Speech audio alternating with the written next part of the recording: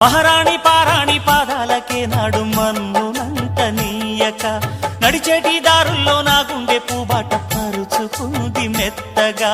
శాంతికే ఆలయం ఆమె నెమ్మది, అందుకే అంకితం అయినది మది.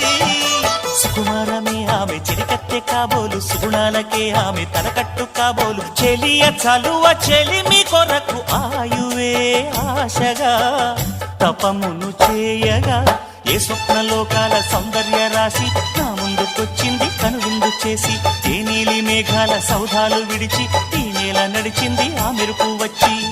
తళ తళ తారక మెల్లికల మేనక మనసున చేరగా కళగల కానుక కొత్తగా కోరిక చిగురులు వేయగా ఏ స్వప్నలోకాల సౌందర్య రాశి నా